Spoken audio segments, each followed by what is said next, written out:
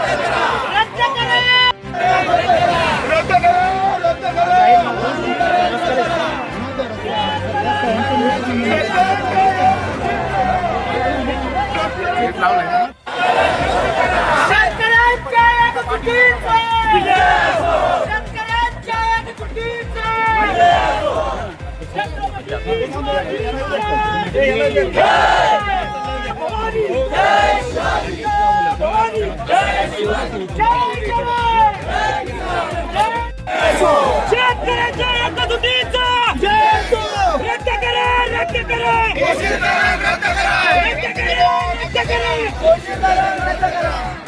आमच्या हक्काची नाही कोणाच्या बापाची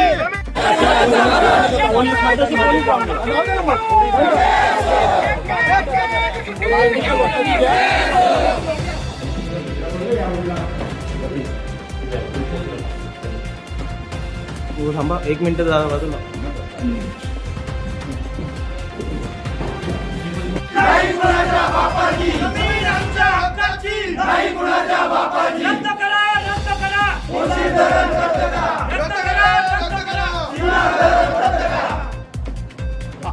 आज शिलार आणि पोशीर धरणाचा विराट मोर्चा आपण प्रशासकीय भवनावरती काढला। हा मोर्चा काढत असताना आम्ही 4 ते 5 दिवसापूर्वी संबंधित अधिकाऱ्यांना आम्ही कळवलं होते की सर्व अधिकारी तुम्ही एकाच ठिकाणी घेऊन या, जेणेकरून शहरामध्ये ट्रॅफिकच्या समस्या भासणार नाही। परंतु इथे कुठलेही अधिकारी उपलब्ध नाही, म्हणजे वन अधिकारी पाहिजे होते, त्याच्यानंतर लघु व पाटबंधारे विभागाचे अधिकारी पाहिजे होते, परंतु इथे कुठलेही अधिकारी नाहीत।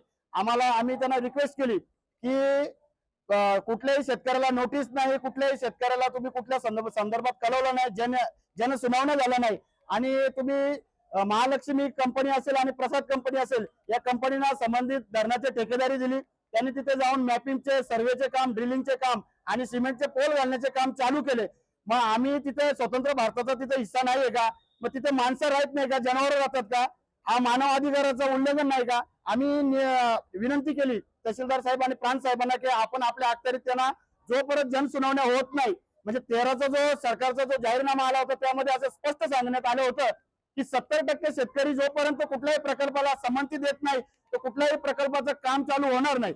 मग जनसुनावण्या न होता तर संबंधित कंपन्यांनी काम तिथे चालू केलंय। मग आमच्या महिला असतील, बालवर्ग असतील, त्याच्यानंतर विद्यार्थी असतील, भीतीचं वातावरण तिथे तयार झालंय, कारण की संबंधित बांधाचं काम त्या कंपनीने चालू केलंय।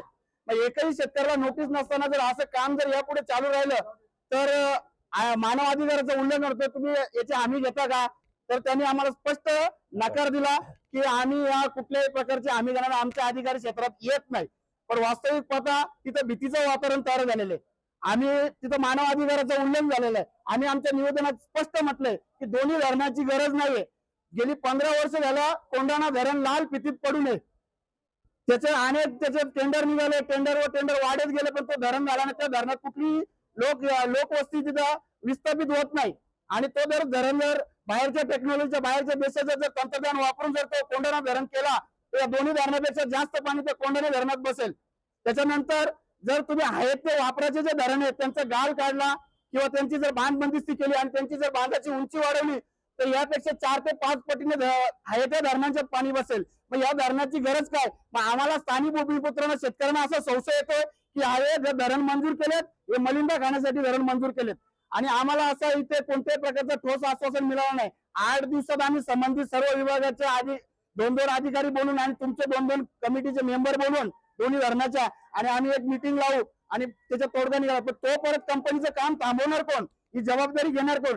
असं आम्हाला स्पष्ट असं कुठलंही आश्वासन दिलं गेलं नाहीये। मग आम्ही आता तिथे आम्ही स्पष्ट सांगितलं जर संबंधित कंपनीचं काम जर थांबलं नाही तर आम्ही आमरण उपोषण करू।